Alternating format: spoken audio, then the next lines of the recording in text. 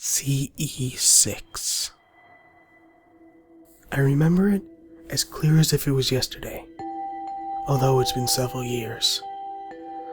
Back then, we were all so naive, believing ourselves to be alone in the universe.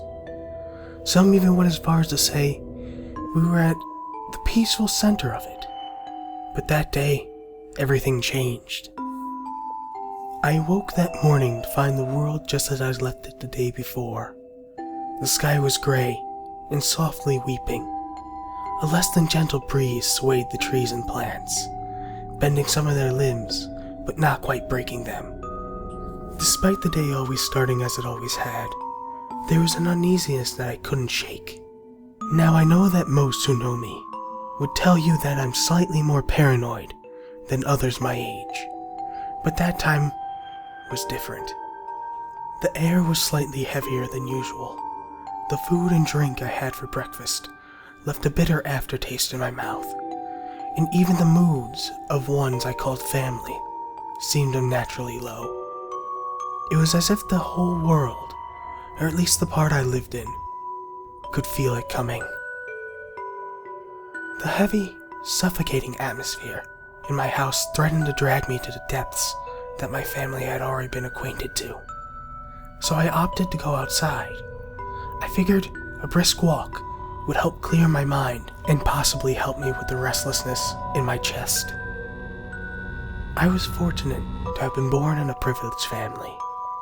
Our home was rather large, and the area behind it, which some might call a garden, but I like to call our forest, was my standard refuge when I wanted to escape from the house. This was where I went.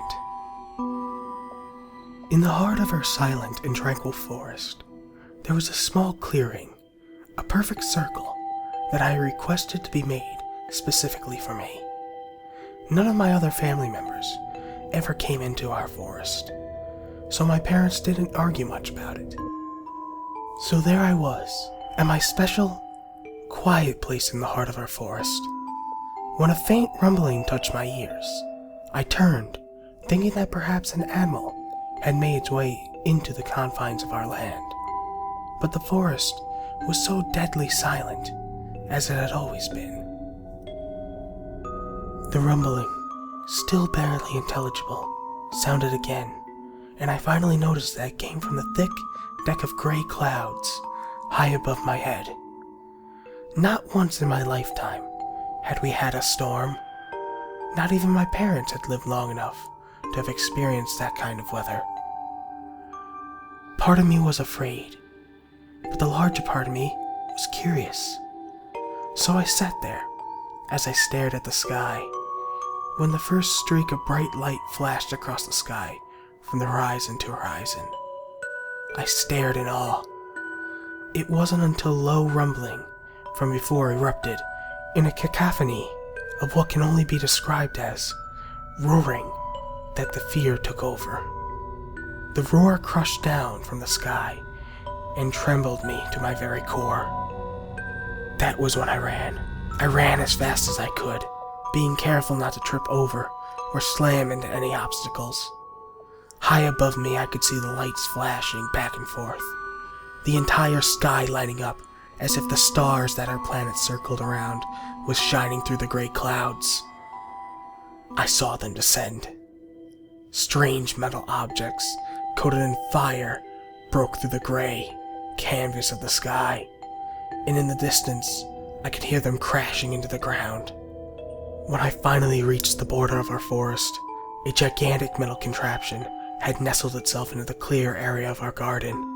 Its coating of fire had already dissipated, but it smoldered as if it had been touched by the fires of the darkest nightmares. The metal contraption opened on one side, and I remember it walking out. It was the first of them that I had ever seen in my life, and it would surely not be the last. Its eyes, with pupils of a size I'd never seen before, were oddly positioned on what could only have been its head. There were patches of a string-like material on the topmost part of its head, and thin strips of the string lining the upper part of its eyes. Below the eyes was a part I still don't know the name of, but it had a pair of holes similar to our ears, and its ears were strangely protruding from the sides of its head. The only thing about its head that seemed normal was its mouth, assuming the opening at the bottom of its face was its mouth. Its front legs had worm-like appendages on the ends, and it only used its hind legs to stand and walk. The first of them walked to my family, who had moved themselves outside out of curiosity, and began producing horrific sounds. Its tones varied from low to high, and the coarseness of it nearly made my ears bleed. I could see my family grab the sides of their heads and scream in agony. The things seemed shocked or startled, and their front legs grabbed something from their backs, pointing whatever it was at my family. As I stood there, half hidden behind the vegetation of our forest, I watched my family slowly go up in flames. Their terrified screeching filled what was left of my ears and saturated me with numbness. The numbness saved my life, because it clenched my lungs and stopped me from screaming. It didn't last for very long, but at the time, it had felt like an eternity of torture. That was my first encounter with them. This vicious, bipedal species has long since taken over our world, and even today, their ships still rain from the sky.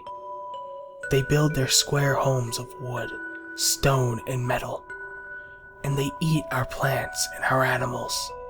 This cruel and unforgivable species that has killed so many of my kin. I will not rest until all these humans are dead.